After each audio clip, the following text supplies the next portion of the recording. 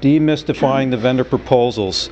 This is one of the most fun parts of my job. Is typically what will happen is you'll get these big thick proposals in from the vendors, and ultimately it comes down to how much is the total cost, right? Just like when the architect draws the picture and you get all the bids in from the builders, the bids are all different. Well, what's the difference in the bids? Well, in a house, maybe they've got granite countertops, maybe some of them don't. They have Formica countertops. Maybe the carpeting's included, maybe the appliances are included. So those are the types of things that we look through when we look through these proposals, is what types of things are included. Has the proposal met the requirements? How is the pricing set up? Pricing is one of the most confusing things when you look at these software proposals. Many of the proposals use pricing and as I give examples in here, I'm going to use per provider pricing. So for each doctor in the practice, typically that's how the pricing is set up. But it's not always set up that way. When you go into different practices and different software proposals, it's by users. So many of the people in here may still use an old software package called Medical Manager. Well, Medical Manager works on a per user basis for licensing, not on a per provider base. So when you start to compare these proposals, you sort of have to normalize them to get them all together so that they match up. Okay? Training is another key component, and the training varies widely between the software vendors.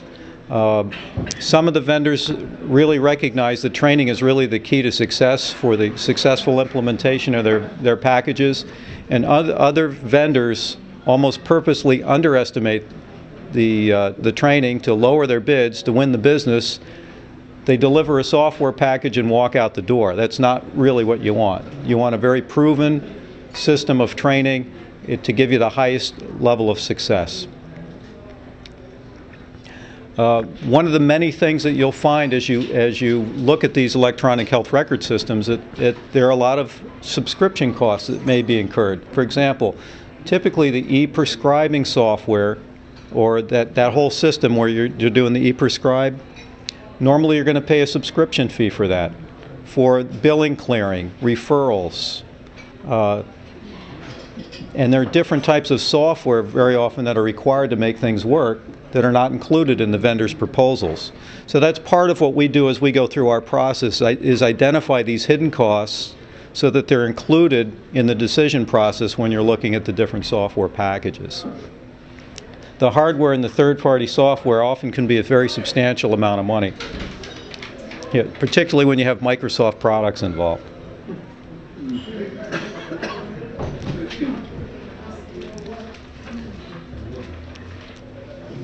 The fourth step of our process in having a successful implementation for electronic health records is we get the team together, and again, this is probably a lot of the same people that did the evaluation. They become the implementation team. We develop an implementation plan, we train, we test, we practice, but there's a lot of upfront work in an electronic health record system. There's a lot of setup work, setting up users, setting up codes, and setting up workflow processes. The base process for a lot of the workflow for a patient visit is going to be built into the software, but the actual routing of orders, let's say if you have a patient in and that patient has 3 lab tests and a referral that you're going to set up, that stuff happens automatically in the electronic health record system. You pick those things during the visit and you hit the go button, and if everything's set right, everybody in your office is going to get the right notice to do their job. The electronic record system would also send out the request to the pharmacy so that the drugs are ready when the patient arrives there. Those things happen automatically, but it takes a lot of upfront work and setup work to get those systems ready to go so that they work when the patients arrive. Building and testing your workflows, your encounter templates. When a patient comes in, there's a lot of work in how the templates are set up. Every doctor has their own approach to a visit and what the symptoms are and what their responses are to them. Those things have to be worked through beforehand, before the patients start coming in, and there's a lot of time invested in those templates. Adjust work schedules. The typical successful implementations take into account that the initial visits with patients are going to be slower than what you might experience today, because you're fumbling around with a computer at some level entering information in. As you get familiar with it, those cycle times get much faster. But initially, you have to take that into consideration. So if you're accustomed to seeing 40 patients a day for the first week or so, you may not be able to do that, and you have to plan for that. Those are all the things that go into the implementation plan. Yep. How much longer? How much longer? How long would you be at that rate? For example, I see 40 patients a day. How many patients I can see a day?